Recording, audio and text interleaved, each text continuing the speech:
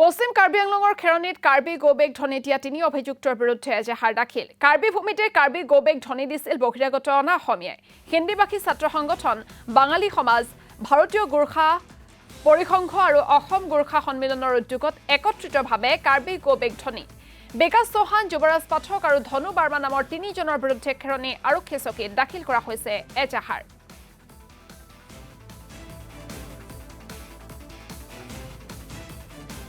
Organised মানুহখিনি আহি প্ৰতিবাদস্থলীত যি ধৰণৰ ভাষা অপশব্দ ব্যৱহাৰ কৰিছে আৰু এই অপশব্দবিলাকক আমি তীব্ৰ নিন্দা জনাইছোঁ।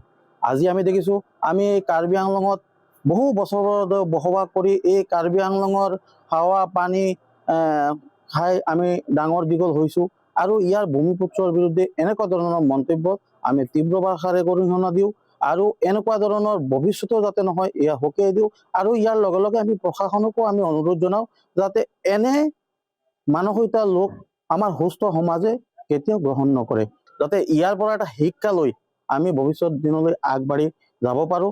ইয়াৰ বাবে আমি আজি এখনি এজাহাৰ আমি আমাৰ খেৰণী পুলিচ ষ্টেচনত আমি আজি দাখিল কৰিছোঁ।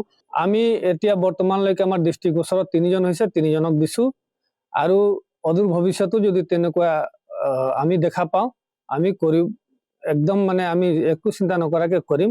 কাৰণ আমি ইয়াত আমাৰ মাজত যিটো ভাতৃবোধ যিটো সম্পৰ্ক আছিলে আমাৰ দুই সমাজৰ মাজত, এইটো আমি ইয়াত হেৰুৱাব বিচৰা নাই।